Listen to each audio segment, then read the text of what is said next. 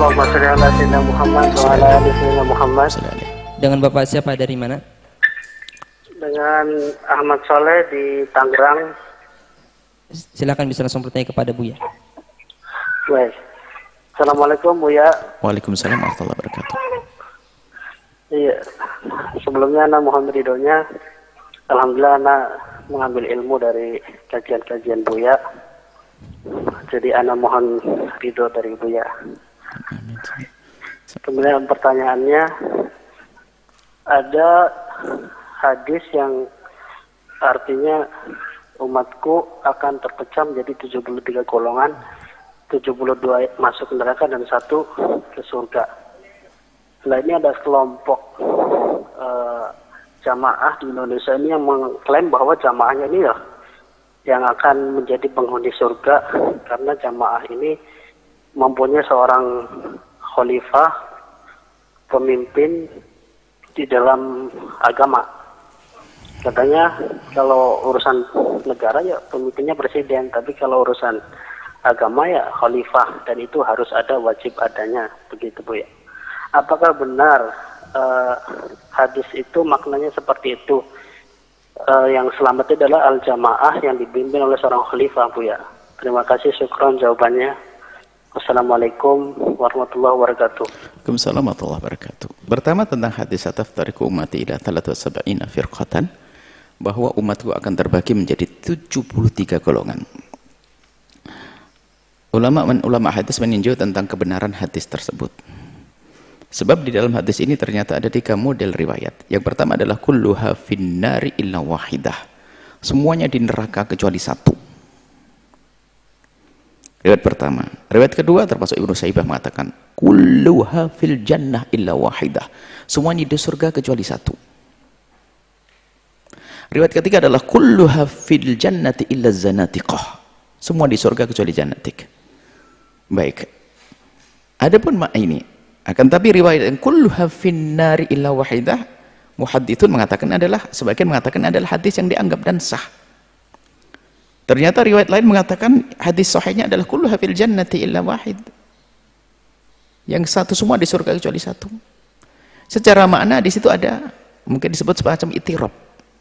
Maka Syekh Zaid Al-Qautsari di dalam muqaddimah Syarah Nisafinya beliau menjelaskan tentang hadis ini. Baik, anggap hadis sahih, oke. Seperti yang selama ini hadis ini dinukil oleh para ulama, hadis sahih, oke. Memang sebagian ulama mentaskhih hadis tersebut yang hadis 1 ini, bukan 3, riwayat 1, tidak dihadirkan riwayat yang lainnya. Seharusnya andil diriwayatkan 2 riwayat yang lainnya. Kulluha fil jannah dihadirkan dan dikaji itu tentang kesahihnya. Sehingga saya mengatakan yang pertama yang kulluha fil nari illa wahidah ini dikatakan asyhar, lebih masyhur. Yang kulluha fil nari illa wahidah atau kulluha fil jannati illa wahidah, kulluha fil nari illa zannatikah, ini katanya adalah asah. Dalam kesahihannya diperdebatkan di antara ulama ahli hadis. Anggap saja hari ini kita mengambil yang mengatakan hadis itu sahih. Tapi kan Nabi menyebutkan semua di surga, semua di neraka, kecuali 1 yang masuk surga. Lah 1 ini seperti apa? Nabi tidak menunjuk kau begitu. Kenapa kok kita mendahului Nabi? Itu rambu-rambu agar kita waspada. Lalu yang benar bagaimana? Ada man alaihi ana wa ashabi, ada rambu-rambunya. Setelah lagi berpegang dengan baginda Nabi Muhammad, ikut pilar-pilar yang sudah ditata oleh, ikut rambu-rambu yang diikut Nabi, ikut sahabat Nabi, ikut ahli bait Nabi, ya, ikut Nabi Muhammad dan yang bersama Nabi Muhammad salafun saleh. Itulah yang benar, diteruskan oleh ulama, yaitu manhaj yang benar. Artinya yuk kita berlomba-lomba untuk berpegang dengan ma'alihi ana wa ashabi. Mari kita semuanya berusaha untuk berpegang dengan apa yang ada pada Nabi dan sahabat Nabi, yang setelah itu dikembangkan oleh para ulama, termasuk ulama 4 madhab. Ini kan dari situ sumbernya. Hadis itu untuk memacu kita agar berlomba-lomba, waspada, jangan gampang kita ikut. Bukan hadis itu untuk menjustis kamu keluar dari rombongan kebenaran. Ini dibalik. Seolah-olah dia itu ketemu Nabi, atau seolah-olah dia itu berhadapan langsung, seolah-olah dia itu disebut dalam hadis itu kelompokmu begitu. Lalu mengatakan kelompok lain salah. Ini kesalahan besar begitu. Oh, Nabi saja tidak menentukan kelompoknya ini, kok kita lebih hebat mendahului Nabi. Anggap hadis benar, tapi jangan dahulu Nabi, tapi ada rambu-rambunya, itu saja. Biar kita tahu rambu-rambunya adalah yang manhajnya Nabi dan sahabat Nabi SAW dan yang diikuti. Nah inilah ulama berlomba untuk menjaga, sehingga setiap generasi ada, setiap koran ada seorang yang Allah utus untuk memperbaharui, menjadidu, mempertajdid, mujaddid. Bahkan kadang mujaddid dalam satu generasi, satu koran ada 2 atau 3 dikirim mujaddid, yang di saat Islam sudah mulai banyak benalu-benalu yang ditempelkan oleh orang-orang luar, orang-orang di luar Islam, maka dibersihkan lagi. Maka muncul pemberesan akidah, pemberesan ini terus dari masa ke masa. Jadi yang harus kita hadirkan untuk kita memahami hadis tersebut, hadis itu rambu-rambu. Awas ya, banyak kelompok yang sesat. Kamu jangan jadi kelompok sesat, jadilah satu kelompok itu.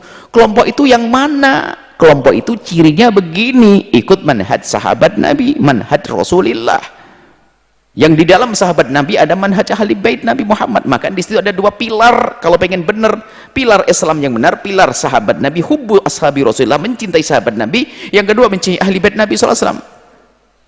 Sahabat Nabi Sayyidina Abu Bakar, Sayyidina Umar, Sayyidina Uthman, Sayyidina Imam Ali, dia mewakili ahli bait terus. Maka kalau ada kelompok akidah yang membenci sahabat Nabi, maka dia keluar daripada manhaj ini. Kelompok yang membenci ahli bait Nabi keluar terus sampai hari ini. Dan alhamdulillah manhaj kita insya Allah benar, karena kita menyanjung sahabat Nabi, menyanjung ahli bait Nabi Muhammad. Manhajnya jelas, ulama akidah kita juga jelas. Jangan kerjaannya ngurusi orang begitu, menjustis kawan neraka, apalagi dengan sombong, hanya kelompok kita yang saja yang benar. Nabi pun tidak begitu kok. Nah inilah maka. Belum lagi kalau seandainya kita menengok hadis riwayat-riwayat seperti dari Ibnu Abi Syaibah dan yang lainnya, riwayat tentang kullu habil jannati ila wahidah, semua masuk surga. Kemudian bilangan yang disebut itu bukan harus ada seperti itu, sampai sebagian ulama mencoba menghitung bilangan-bilangan begini. Tak taunya apa, tahun berikutnya tambah lagi 150 bukan 73. Jadi kadang adat itu bilangan disebut di dalam sebuah firman atau hadis itu mubalaghah, menunjukkan bahwa banyak nanti pecah-pecah firqah-firqah itu. Maka kamu jangan kemana-mana. Yahudi 71, Nasrani 72, Muslim 73, artinya apa? Dari masa ke masa akan berkembang. Zaman kita bisa 1000 makanya seperti itu. Tapi ingat, biarpun seperti apapun, ingat ada rambu-rambu untuk kita tetap di dalam firqah an-najiyah, kelompok yang benar, manhaj yang benar, rambu-rambu yang benar, yaitu yang selama ini ditapakkan, ditancapkan rambu-rambu itu oleh para ulama-ulama kita dengan memahami syariat, dengan ikut guru-guru jelas. Dalam berfikih kita ikut siapa? Madhab Hanafi, Maliki, Syafi'i, Hambali, agar tidak kemana-mana. Sebab itu yang jelas rambu-rambunya benar. Apakah mungkin ada seorang mujtahid hebat yang nggak salah? Oh mungkin ada, cuman ente nggak bisa ngontrol, nggak bisa ngoreksi. Ini sudah jelas dilanjutkan oleh para ulama selanjutnya dalam urusan fikih. Berakidah bagaimana? Wah, akidah ada Abul Hasan Asy'ari, Abu Mansur Al-Maturidi, terus dengan Asy'ariyah dan Maturidiyahnya. Itu sudah ikuti ini dalam berakidah, karena itu manhaj sahabat Nabi SAW, manhaj ahli bait Nabi SAW. Apakah ada di keluar itu yang benar? Ya mungkin ada, tapi gak usah bingung-bingung, sudah ada yang benar, ngapain kok bingung mencari yang lainnya? Nah, seperti itu, rambunya jelas seperti itu. Jangan ini kelompok paling benar nih Al-Bahjah Group, surga semua, yang lain neraka. Ya ini sesat ini kalau orang seperti itu. Jadi dia seolah mendahului Nabi, seolah dia langsung distempel, ini loh kelompok yang benar. Hati-hati dengan manusia semacam itu. Dan itu masuk wilayah-wilayah berat sekali. Kelompok pada zaman sahabat Nabi sudah ada muncul manusia semacam ini, nggak bisa menerima orang lain sebagai orang yang benar, yaitu kaum Khawarij. Bahkan orang ahli surga pun dianggap sebagai orang salah, ahli neraka. Siapa? Imam Ali sampai dibunuh oleh orang Khawarij. Hati-hati Khawarij, nggak bisa menerima pendapat orang, langsung kafir. Imam Ali targetnya dibunuh dan wafat. Sayyidina Ali dibunuh, Sayyidina Imam Ali syahid waktu sholat, bunuh. Allah. Siapa yang bunuh? Ya orang tadi yang nggak bisa menerima orang lain, seolah dia paling benar, yang lain salah. Muawiyah salah, Imam Ali salah, termasuk utusannya Abu Musa al-Ansari sama Amr bin As, utusan yang berdiskusi berdamai, salah semuanya. Maka dari konflik ini muncul 3 orang yang jauh dari manhaj sahabat, manhaj Rasulullah dan manhaj sahabat Nabi. 3 kelompok. Khawarij mudah mengkafirkan, Nasibi membenci ahli bait, Rafidi membenci sahabat Nabi. Nah ini 3 kelompok. Waktu itu sudah muncul benihnya daripada 73 itu. Terus berkembang sampai hari ini. Makanya sekarang rambu-rambunya jelas.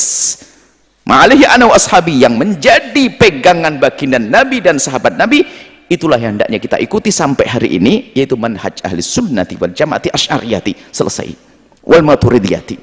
Kalaupun ada kelompok lain yang benar, mungkin dengan catatan tidak bertentangan dengan ini. Seperti itu kasusnya. Bukan langsung mengatakan yang paling benar ini, yang lain salah. Oh, enggak bisa begitu. Wallahu a'lam bishawab.